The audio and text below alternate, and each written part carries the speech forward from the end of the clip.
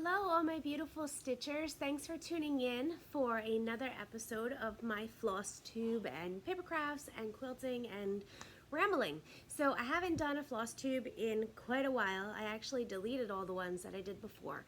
I'll give you a life update at the end, so this way if you just want to look at the cross stitching and don't care about anything else, totally fine. You don't have to sit through that. So let's get started. I've been doing a lot more paper crafts and cross stitching, but I still have some finishes for you. I don't remember where we left off, so we're just going to start from where we are now, and I'll show you from there. So I really want to finish up a lot of my whips. I have a ton of whips and it's overwhelming. I think I'm going to do another whip parade. I did one last year and it kind of helped me realize that I was just way too deep in. So I think I'm going to do another whip parade, so check that out. Just cliff note real quick. I have been doing a ton of paper crafts, like a ton, and I'll tell you more about that later. But what I want to do is I want to start doing a lot of videos on my paper craft hauls and some tutorials for that, but I don't want to have another channel. So I want to kind of keep everything in one spot. So what I'm going to do is I'm going to label my videos, you know, Floss Tube episode 1. This is going to be number 1 because I'm starting over. And then, you know, the paper craft ones will be paper craft. If I do any sewing tutorials, they'll be sewing. So just pay attention to that if you like tuning in and seeing my cross stitch stuff, that if it says, you know, paper crafts in the title, that I'm probably not going to talk about any cross stitching. It'll probably, you know, be a card tutorial or a haul on some stamps that I got or something like that. So it's just easier for me to keep it all in one spot, but I know that some of you only care about cross stitching. I know some of you tune in because you only care about the cards and you have to sit through the cross stitching. So I'm just trying to separate it a little bit and keep things a little more organized on my end. So enough about that. That's coming down the road.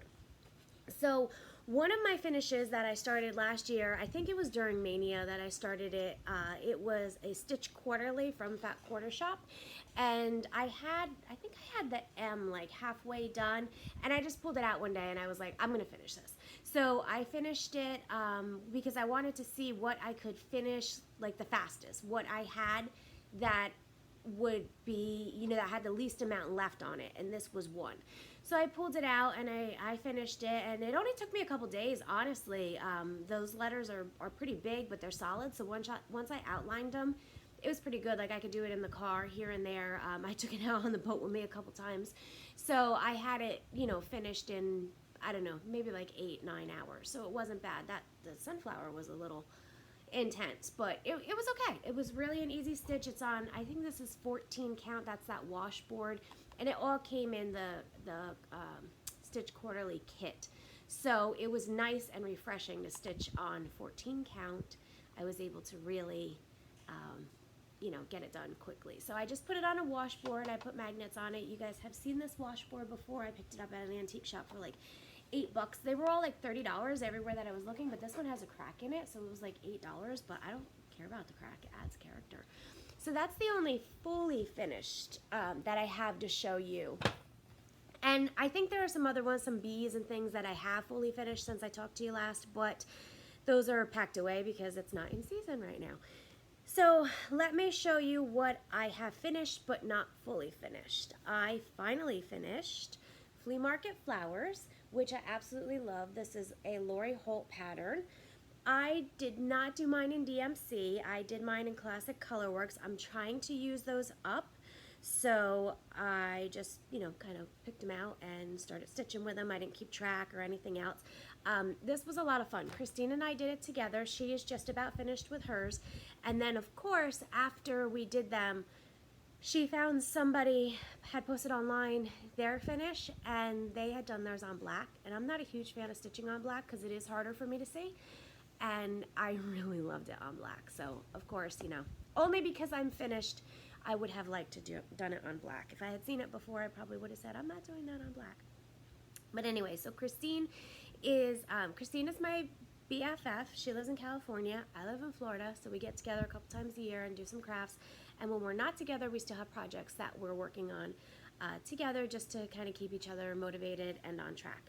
So Christine was here twice this summer, and I'm going out to see her in a couple weeks. So when she was here, she picked out these patterns. These are Jardin Privé. I know I'm saying that wrong. But there are 4 seasons. I have the patterns. I'll show you in a couple minutes. So what we did was we sectioned them out so that this would take us 3 months to do. So like month 1, words help Danielle. We did this section, and then month 2, I think we did this section, and then month 3, we did this section. And so we planned it all out so that they would be ready and done before that actual season. So this is done in October. I already finished it. She almost finished hers. I actually worked a little bit ahead, and she did on hers too, just because it was kind of easy. But she picked these out for us to do. They were really cute. The shop that we went to, the Crafty Framer down in Largo, she had them out on display. Not on display, but she had finished stitching them and was waiting to fully finish them. And Christine saw them and said we should do those. So this was nice because it's a nice, easy project that we can really space out and do and feel accomplished. At the end of the year, we'll have all 4 seasons without being overwhelmed. So same concept we did for these. These are the Year in Celebration by Hands On Design. We did November for this month, so we're going to do the month before. So it's October right now. So I got November done. I don't think she started on hers. If she didn't, she's starting in the next couple days. This was quick. I started it one day. I finished it the next. This is 14 count Ada, and again, it was like really refreshing to stitch on this, and I really love the yellow. I'm trying really hard to use what I have. So I pulled this, I said, well, what can I use for fall? And I had like a dark, like burnt orange that I thought about, but I'm really glad that I chose the yellow. It's just different, and I liked it. So that was pretty quick. And then this was another one that I started. I don't think I started this one for Mania. I might have started this one for the magazine challenge. Any of you that were watching me before may remember Bird's Eye Stitcher and Carol Zook. I'm pretty sure that's who has the Facebook group for the monthly magazine challenge. And what they do is an acrostic. So they choose a word, and then for each letter of that word, you find a pattern in a magazine that fits it. So if it starts with the letter A, I forget, I'm pretty sure I started this for that challenge, and I don't remember what the word was, but let's say, for example, it's autumn. So you choose the letter A for autumn, and you match it to a design. So it can be the design itself, it could be the design name, it could be the designer. So I chose Barbara Anna, so I'm assuming that it was an A that I had chosen, and this was in Primitive Punch Needle Stitcher magazine. I think it was last year's. So I started this, and I finished it because, again, this was one that I pulled out. I said, what can I finish quickly? And I did. I finished this one in a couple days. So that was fun. So now I just have to fully finish it. I'm not sure how I'm going to fully finish it. All right.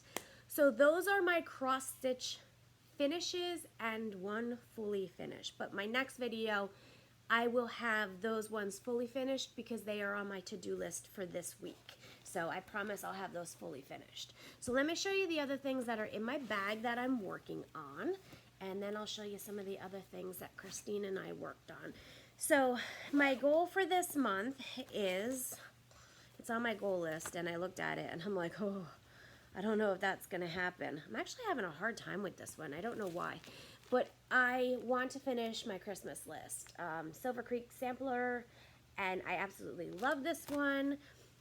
And I started stitching it, and it was so much fun. I think I started this one in Mania last year. I absolutely love it. Last night I sat down and started doing the turkey, and for the life of me, like, I can't see the holes. I don't know what's going on. So I think I'm going to start going back outside to stitch. This is 32 count Vintage Country Mocha Belfast. So I think I'm going to start going back outside to stitch to see if that's going to help me, because I was doing it at night, and I just couldn't see it. I just couldn't do it. All right, let me show you that one last, because I do have some finishes on those. Here are the Jardin Privé patterns. I want to show you all of them. So this was the winter one that I showed you that was finished. here is autumn. We didn't do autumn because when we were starting it, we wouldn't have finished until October, so we didn't want to do autumn yet, so we won't get to enjoy that until next year, but that's all right. Here's spring, so we'll be doing spring next, and then here's summer. So they're really cute. Like I said, if you break them down the way that we did over 3 months, they're not overwhelming at all, and by the end of the year, we'll have them all done. So, and then the nice thing too with them being seasonal like that, you can, and not holiday specific, is you get to enjoy them a little bit longer on display. This was one that I started in Mania. Brenda Gervais Bobbin for Pumpkins. Right? This is Bobbin for Pumpkins. Yeah, Bobbin for Pumpkins. And I pulled this out thinking that I would finish it this month. I'm not going to finish it this month. That's as far as I've gotten. I don't use Q-snaps normally, but I find that when I'm stitching on linen, it's actually really helpful for me to use a Q-snap, so that's why that's in there. But again, I'm having kind of a hard time seeing it. So, you know, I don't think I'll ever be able to go up to like 40 count. I really don't. This one was also on my list to hopefully finish this month, but I know I'm going to end up pushing it into next month because there's just no way. Like I said, I'm going to be at Christine's for a week, and I have a couple scrapbook crops coming up, so there's no way. Santa Claus is coming to town. I started this one last... Oh, don't worry about that down there. I just shove my things in random bags. I always keep the fat quarter shot bags. But I bought this container. I think this pattern came out last year. And I bought this container because I saw it at Hobby Lobby. And I said, I'm going to pick it up because if I don't, I have a feeling that I'm going to regret it. But this is as far as I've gotten on it. The little checker pattern actually didn't take me as long. I saw a couple people did it on blue, and so I decided to do it on blue. But I'm hoping to get it done for Christmas. I don't know. No promises there. Yeah, and then the other bag is just the Year of Celebrations that we're going to be doing every month. So right now, I'm working on another Prim Stitch series. This one is number 6. So I have 5 of them done. This is number 6. These are by Laurie, Holt. And the club has ended now. You could still get the patterns, but the monthly club has ended. I am really, really, really far behind. This is as far as I've gotten, but I like taking this one to the beach because this one is this is on her Prim material, and it's very easy to see.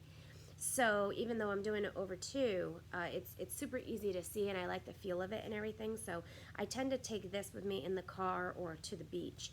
But what I want to show you, and I hope I'm not going to regret doing this, is the 5 that I had done already. I did fully finish them. So I found these little boards. I found a board at Hobby Lobby that I wanted to finish them on, and I had finished one on it. And then I went back to get more, and I couldn't find them.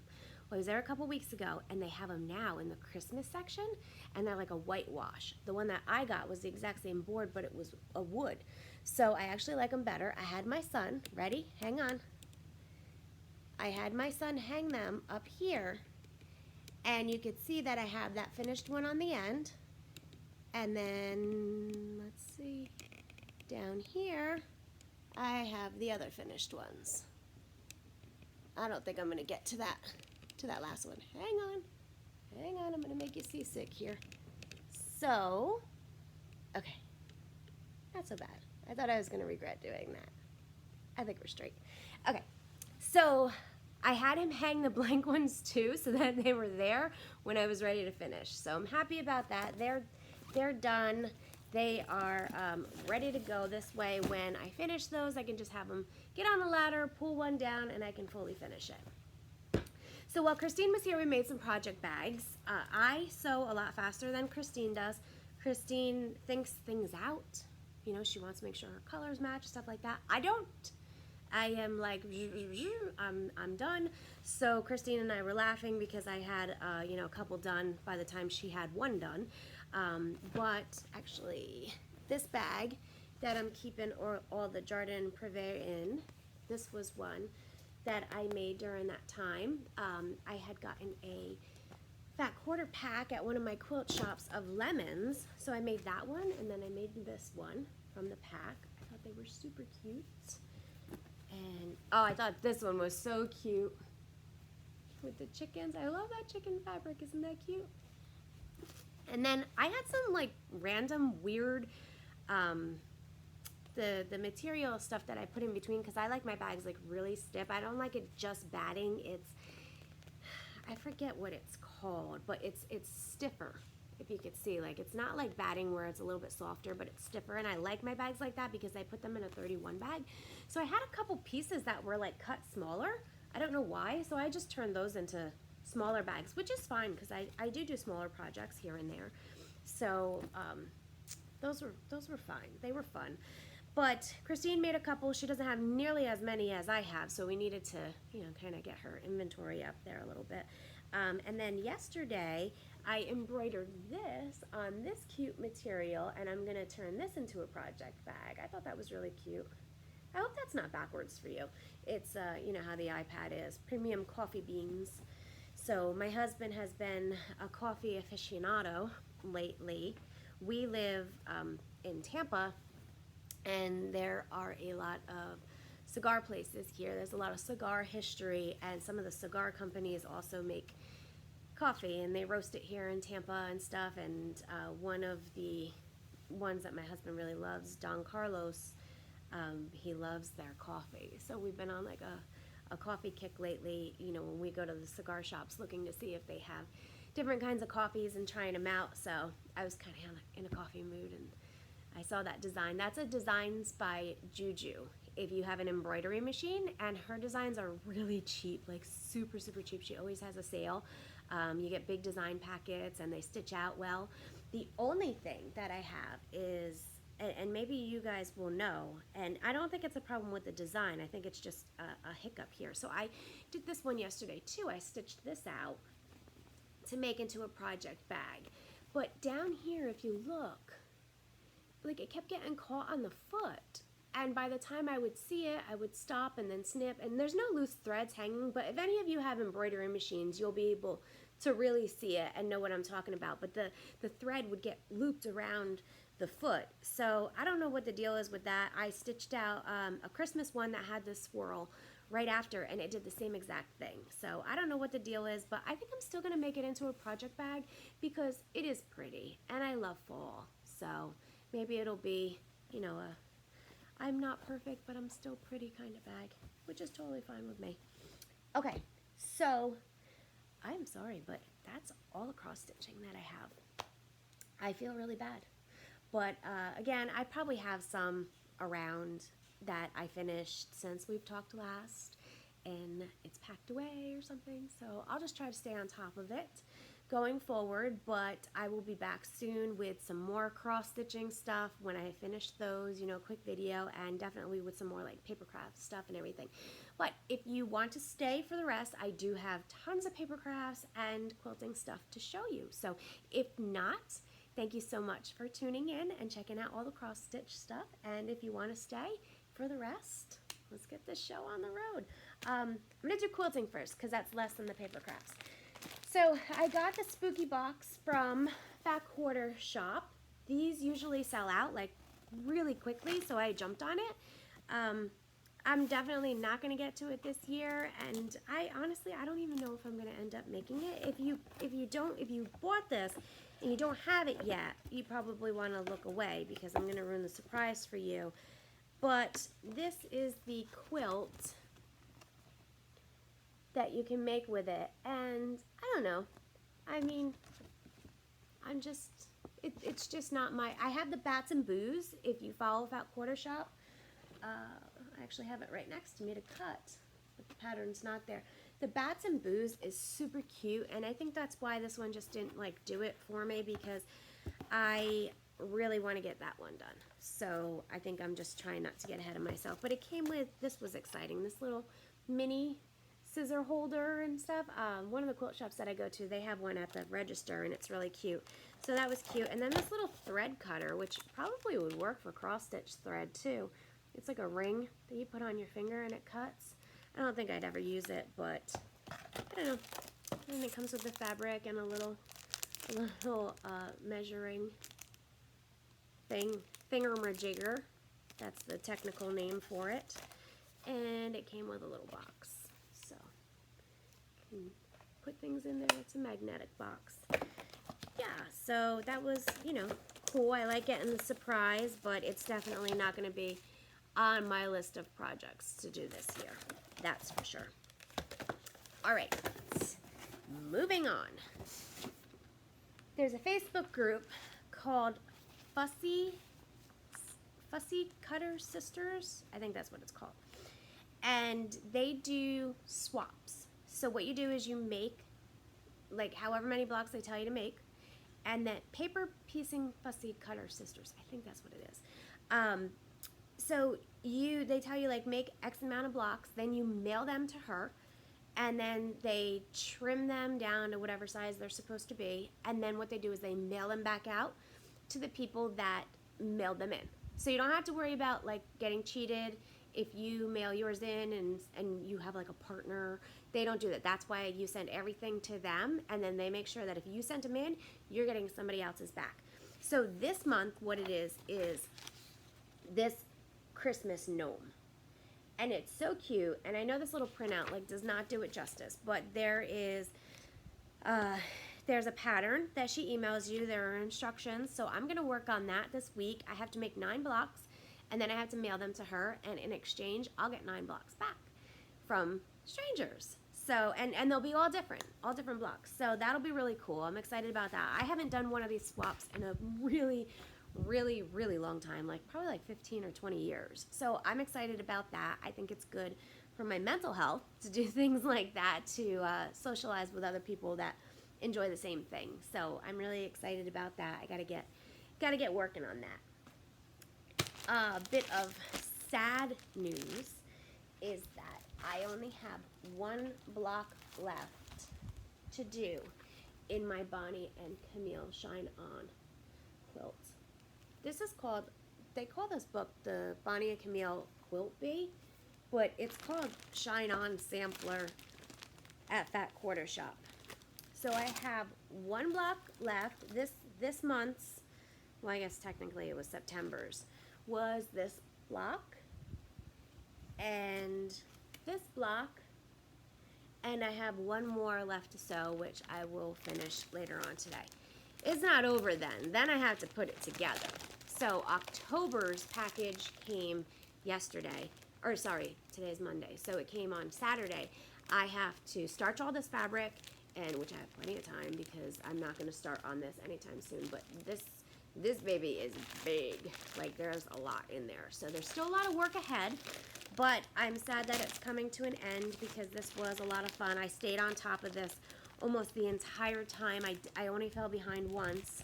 And it was just fun. It was just like so much fun. And you could take these blocks. This is what I like about this and like the Farm Girl quilts, is that you could take these blocks now going forward and just make just the block. Like this would be, you know, a great table runner, or this would be a great table runner, or put this and this together, or you could do an entire quilt just out of the hearts. Like, you do get so much for your money out of this. This book was $29.95. It may have been on sale when I got it. I'm not positive. But the cool thing is that I guess Fat Quarter Shop really got to them and asked them to do cross stitch. And so they made the quilt pattern into a cross stitch too. So if you wanted to, you could do a cross stitch with it, and that comes in the book. So, you know, you figure on its own that would probably be $10, $15, you know, because it's a pretty big pattern. So you get it in the book. So if you're a quilter and a cross stitcher, that's a really good deal. So I'm sad about that. I have the Forevermore Quilt too. I'm a little bit behind on that. I think I'm I'm 1 block, just 1 block behind, and then this month. So that one I'll show you next time, just because I was a little more behind on that one. But that one's coming along too. So, and then after that, I don't have any more block of the months, and I'm not going to do any more block of the month just because I need to finish these. I have a lot of projects that I still need to finish. I went to a class the other day for Deb Tucker's techniques. So she makes a lot of rulers and tries to like shortcut quilt making and things. So I took a class the other day at my local quilt shop. which meant that I started another quilt in order to do that class. That's a Valentine's quilt. I used my head a little bit and picked out Valentine's material so that it would be a little bit further out. So I had that one on my list, and I just have a ton of quilting whips. So I'm not going to join any more clubs or anything. I'm just going to work on getting these ones done. Okay, so that's it for my quilting. When Christine was here, we made a table runner, and sunflowers, and we made a hunter star. She wanted to make a hunter star quilt, so we made hunter stars. That's posted on my Instagram, and I did mine in primitive colors. It's hanging in my living room. She did hers in white and blue, and it's so funny because they're the exact same pattern. We did them right next to each other, and they look completely different. She wanted hers for winter. I wanted mine for like the in-betweens, the in-between holidays and things when I didn't really have any quilt to hang up. So I did the primitive colors because that's what that living area is really decorated in, and I love it. I would never make another one. It's a ton of cutting, but it was fun. You know, anything that I do with her is fun. So we also made dresses. I never made a dress before, and we made little sundresses. They were cute. So I know where we need to improve on things next time, what we did wrong and stuff, but they were cute. We wear them. So they haven't fallen apart on us yet.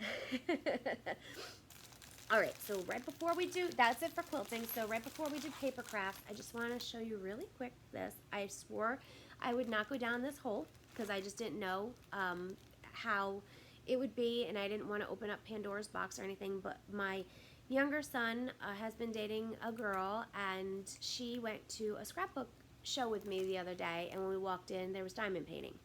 And I said, I'm not doing it. I'm not doing diamond painting. I've told myself I'm not doing it. I love doing puzzles. I don't do those anymore. And she said, and she has no interest in doing any other crafts, which is fine. And she said, I love diamond painting. I did so many of them during COVID. You know, during lockdown, I was going nuts. I love doing them. And I said, well, let's get one so that we can do them together. We can do it together.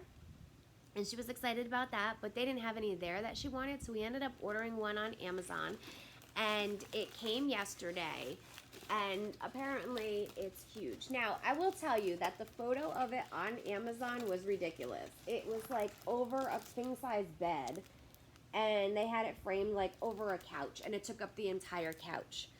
And that's just not, I mean, my arms aren't even spread out all the way.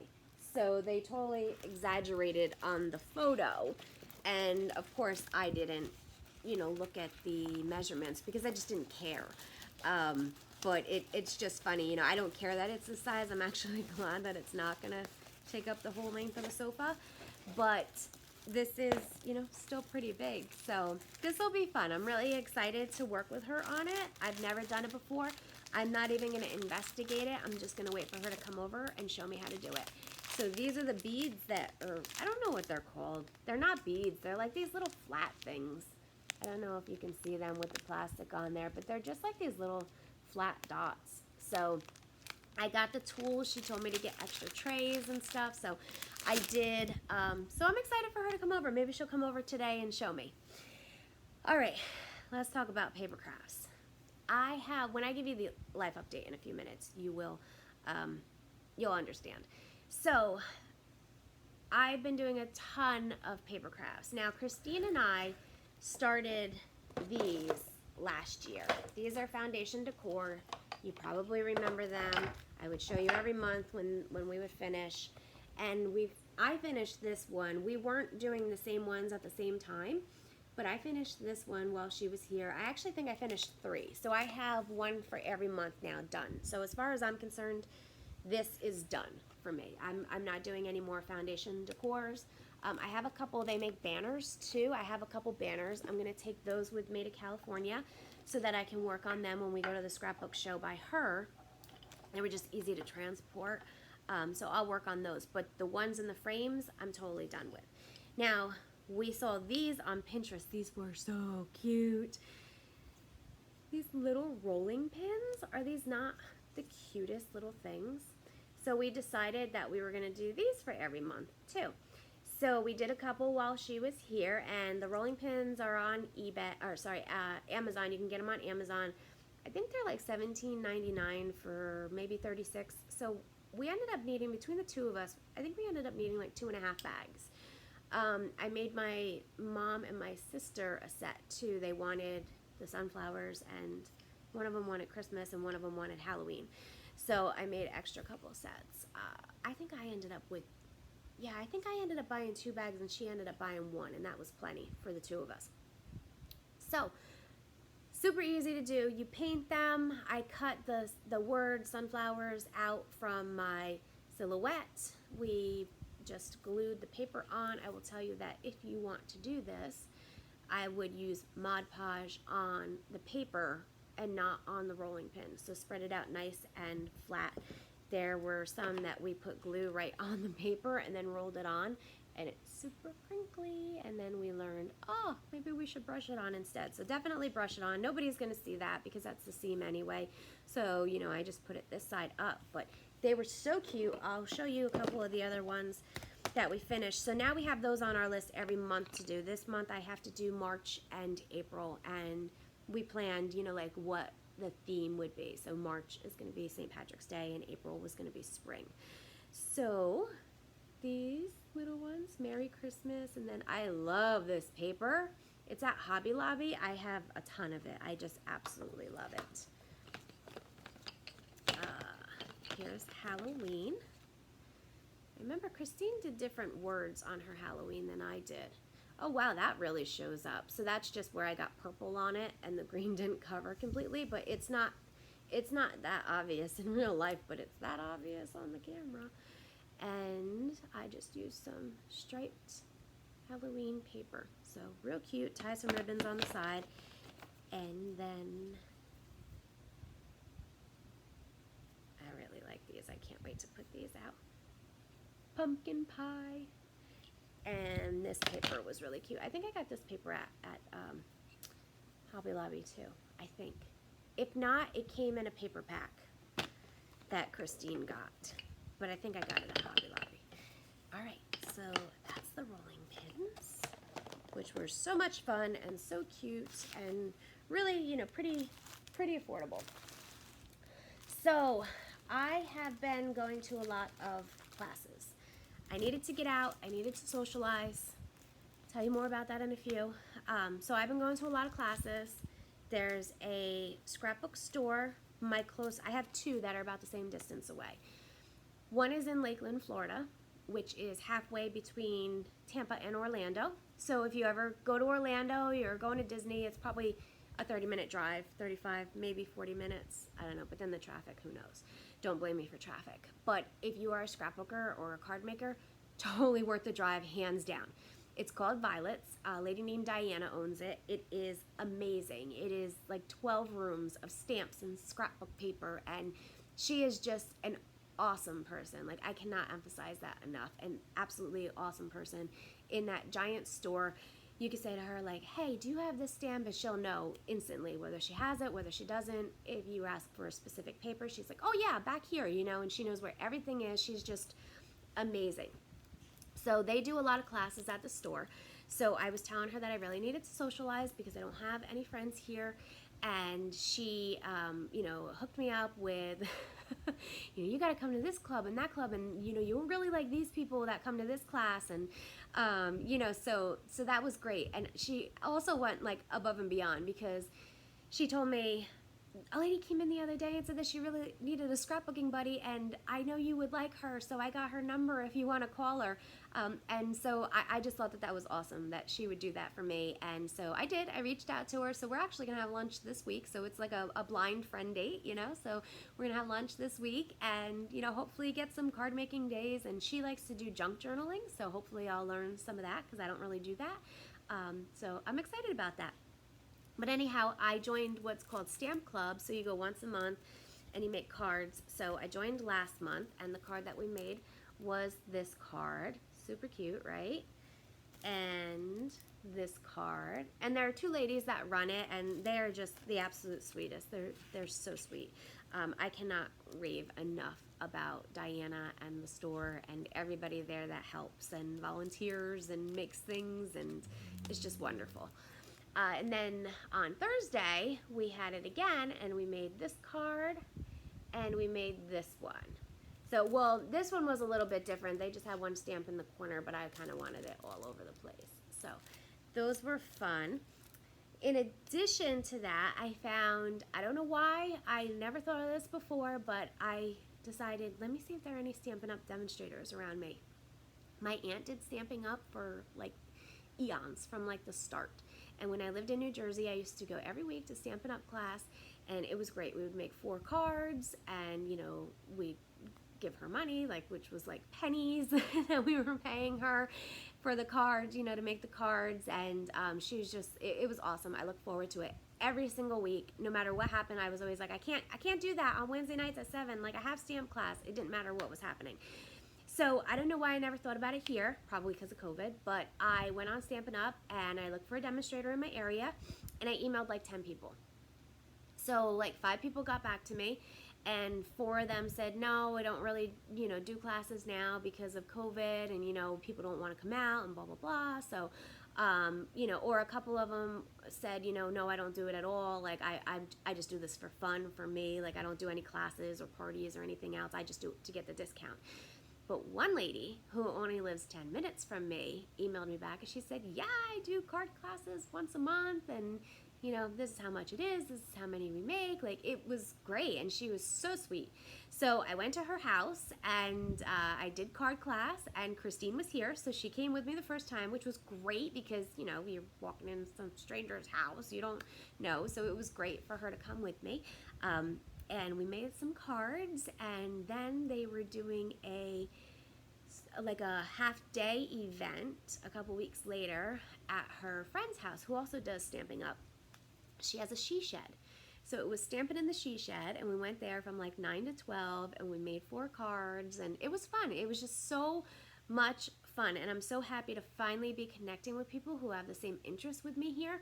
So if you're looking for that too, and like you're ready to get out and stuff, I would definitely say, like, go on Stampin' Up's website and look for those demonstrators in your area and just email them. Christine went home and did the same thing, and she found a bunch of demonstrators in her area that do classes, and she got the same response. You know, some people didn't do them, some people did do them.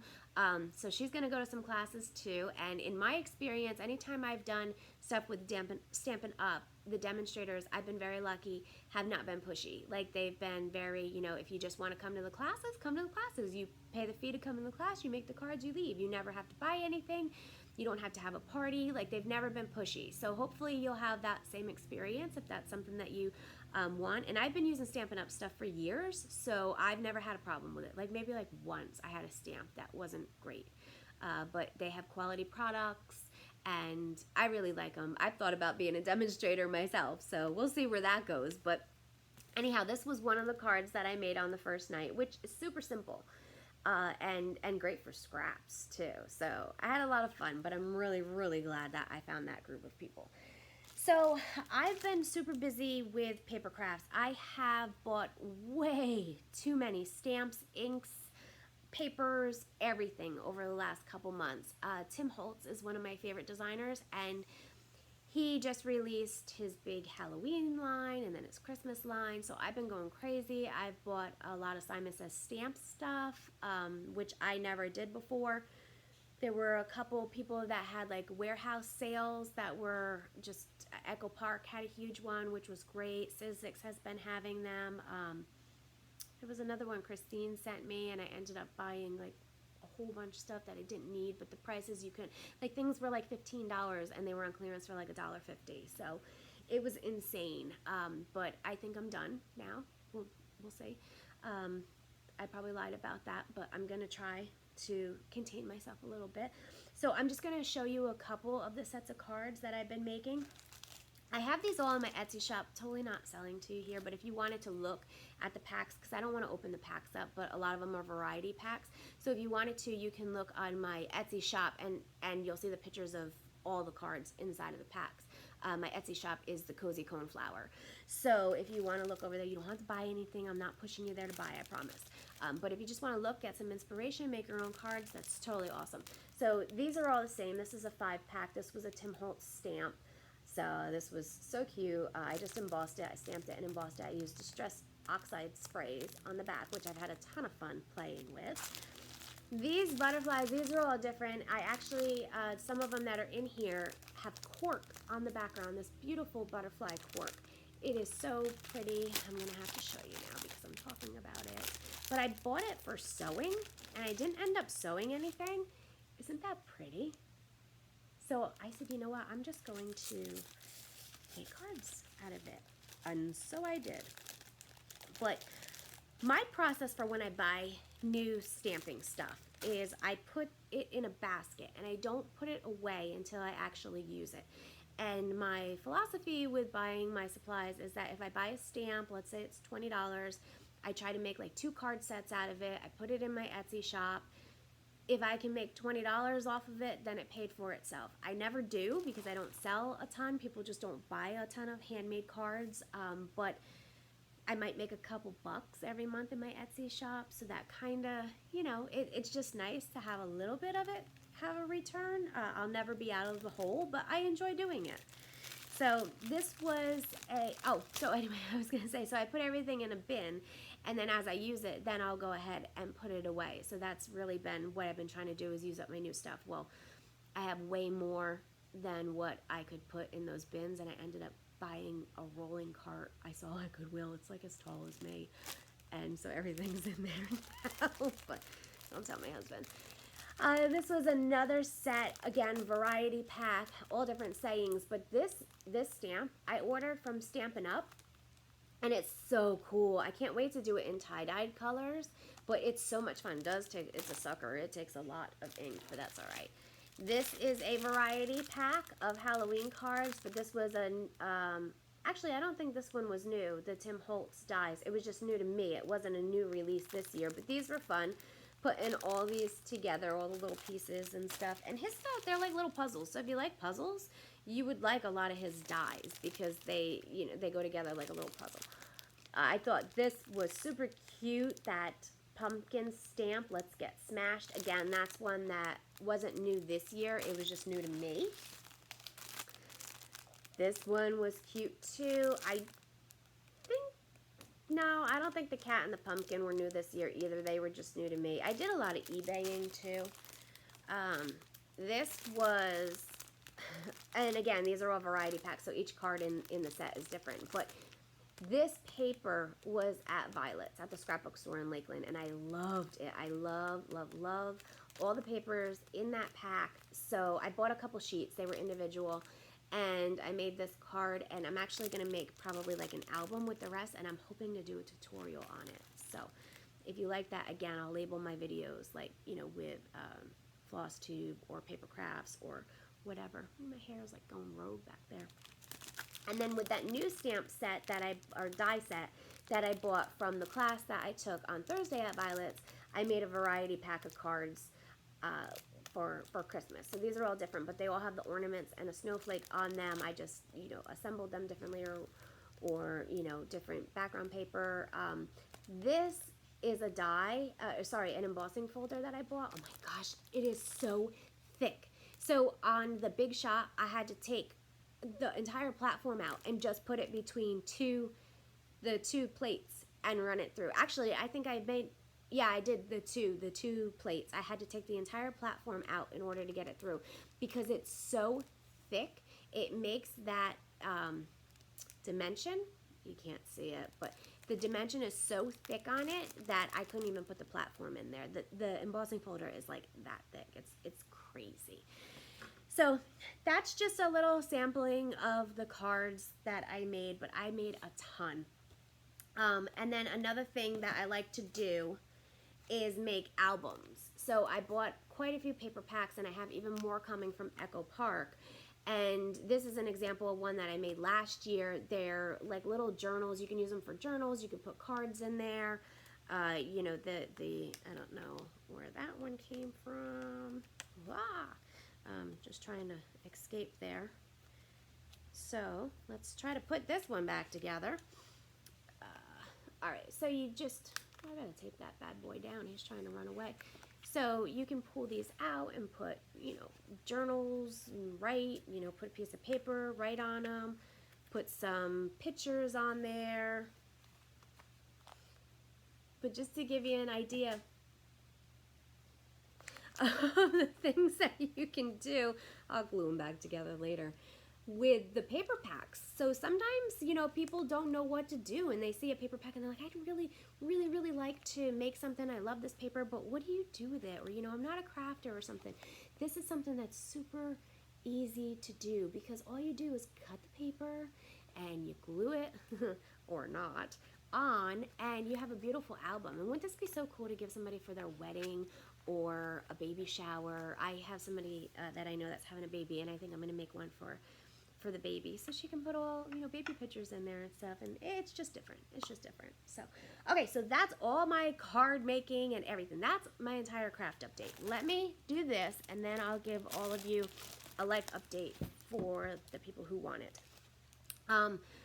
I should have done this before, but hey, if you stuck it out for the 45 minutes and 40 seconds that I've been rambling here, then you deserve to get in on this.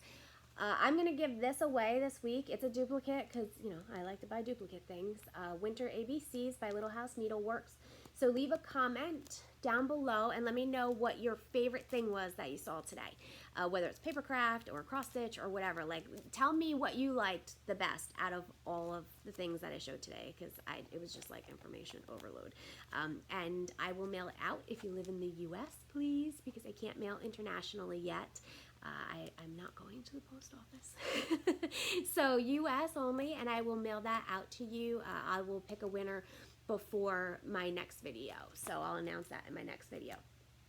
So, life update. I don't even remember when my last video was. It was probably spring 2020 and we're in October. Oh, sorry, spring 2021 and we're in October 2021. 2021. Again, words. If I could just find those today. So, we moved from North Carolina to Florida 2 years ago, and a little over 2 years ago, and my husband's grandfather lives in North Carolina and lived, you know, 2 blocks away from us when we were there. And, you know, he was 89, and he extremely independent, very witty, everything, and, you know, didn't have any health had some minor health problems, but was, you know, awesome. He just was rocking it, always going, you know, out and about, and obviously until the world stopped, but, you know, he was very, very, very independent and stuff. So then in the winter of 2021, he started having some breathing problems and stuff, and so they were doing, you know, like they put in a pacemaker, and then they put in a stent, and that was like a whole other thing. Well, you know, he had an old heart, and when they put the stent in, they punctured his heart because of, you know, it's just old. Like, his heart was old, you know, it's not very thick. It's not, so they, you know, punctured it, which was a risk, and so they had to do open heart surgery, and then he had to recover from that. And I mean, he recovered. Like, they didn't even think he was going to make it out of surgery, so he recovered from that. He came back, you know, from that like nothing. Like, he was done with rehab early. Like, it was just amazing. They couldn't believe that this man was just, you know, the bionic man. And he was still having like a lot of difficulty breathing even after all of this, and they ended up telling him he has hemochromatosis, which he's known about for years, which is a problem with your liver. Like, it can't process the iron, so he would get these like filtrations, I guess you would call them, where they, you know, he would go in and they would filter his blood out, take the iron out, and then, you know, put it back in. So it was a couple hour process and stuff, and he would get those frequently, but not like frequently, like every couple months, every 2 months, something like that. But there were a lot of times that he would go in and they would say, hey, your levels are great, you don't need to get this today, you know. So it was great. Like, there were a lot of times that he didn't even have to get it.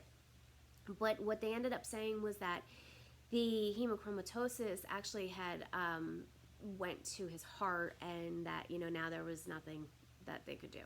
So after the pacemaker, after the stents, you know, he still just, there was nothing that they could do for him. So he ended up, you know, getting in a lot of pain and stuff, and was making a lot of trips back and forth to the hospital. And he finally got to the point and he said, I'm done. Like, I don't want to be in the hospital. I don't want to come here. It's, you know, I'm done. I just want to go home and I want to die. And so I went up to stay with him. So I was going back and forth from Florida to North Carolina to stay with him. The first time I had gone up, he was really sick when I got there, and he wasn't taking his meds correctly. So I had straightened all that out for him, and like 4 days later, I got up at 6:30 in the morning and he was in the driveway leaf blowing.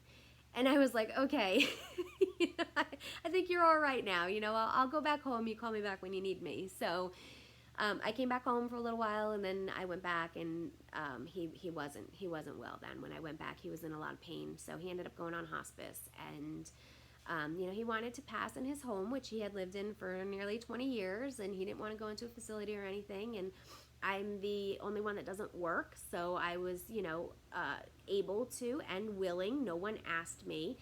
It was something that I wanted to do for him, was to go, and let him go in his home and be the person to take care of him. If you're able to do that, then you don't ever have any doubts in your mind if they're being taken care of, and I didn't, because I know that I did the best that I could do for him. And, I gave him the dignity that he deserved for, he was a veteran, and, he deserved to have dignity when he was leaving this world.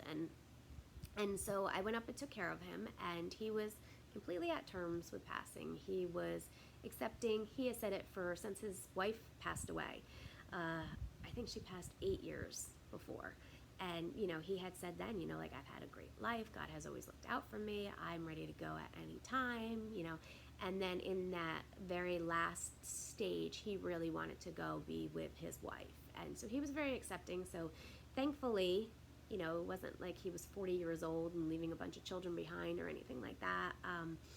So thankfully, he lived a very, very good life. But I came back home, and I still had a lot of, it's not guilt that I had. If any of you have been caretakers for someone who's on hospice or someone who's passing, I think you would understand that there's a lot of reflection. Well, could I have done this or could I have done that? And I know that he was going. We all knew. He knew. He was ready.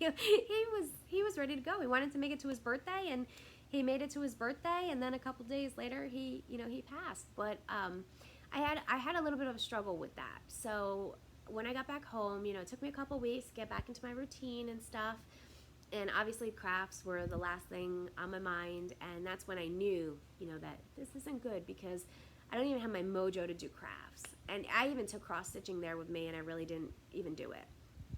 So, it took me a little while. So I started gardening, because that was more therapeutic for me than doing crafts. Crafts, my mind was really wandering, and I just wasn't feeling it. So I did a ton of gardening. We had a giant tree cut down in our backyard, and that just opened up the sun to everything. So I went on YouTube, and I learned as much as I possibly could. I planted all kinds of plants, fruit trees, banana trees, mulberry, blackberry, raspberry, figs, lemon, lime, guava, papaya. I have a bunch of raised garden beds that I put vegetables in, and I did a ton of work. So that was my life for a couple months, was just gardening. I was very, very into it. It was extremely therapeutic for me, and just trying to get things back to normal. And then we had something else that I won't get into details about happen, and that set me back even further than the first thing. So I have an entirely new appreciation for people who suffer with anxiety, because I've never had to deal with that before, and I dealt with that a lot, and it was tough. And so what had happened was, most people on my YouTube channel have just been wonderful and awesome, and on Instagram, like, awesome. I had 2 comments, and one, I had just said in my video, like, you don't know what people are going through. Just be kind. You just don't know. And some lady had commented and said, like, I was interested in your video, but not your lecture, moving on. Like, okay, great, move on then. But somebody else made a comment and said, what are you looking at when you're talking? And she said, you have a lazy eye. I'm just like, okay, I'm like, you know what? I'm done. Like, I can't. It's just the straw that broke the camel's back. Like, I have way more important things in life going on right now than if I have a lazy eye or if I don't have a lazy eye. Or, you know, like, I didn't know that was criteria for doing floss tube. Like, if you do floss tube, you cannot have a lazy eye. Like, I was just so, like, beside myself because there were days that I was going to the gas station pumping gas and, like, just trying to keep it together. Like, I'm pumping gas, like, fighting back tears and stuff. And I was just like, the last thing I need is somebody putting a rude comment on my YouTube because it's just gonna, like, tip me over. And I've always been very thick-skinned. I really, really have. But it was just too much, you know, at once, and I was just like, I'm done. And my friend Laurie, the flying cross stitcher, she has a YouTube channel, and I was talking to her, and I was like, what is wrong with people? Like, and she, you know, she wasn't gonna do her floss tube anymore either, and not for the same reasons, but it's just, you know, you put yourself out there, and I get it, you put yourself out there and you're opening yourself up, but you don't know what other people are going through in life, so you might be the person, you know, your rude comment might be the one that makes somebody crack. So I was just like, I'm done. I don't have to do this. But I put some stuff on Instagram this week, and I had a couple people comment, and they said, you know, are you going to do floss tubes again? I really enjoyed watching you. And I was like, you know what? The hell with those nasty people. I really like doing floss tubes and showing you guys my crafts and stuff and reading your comments and interacting with you. So for those 1 and 2 people that are rude and nasty and whatever, like, I love the 300 of you that are awesome. So I'm gonna come back and I'm gonna do them, and when people leave nasty comments, I'm just gonna delete them. I don't care.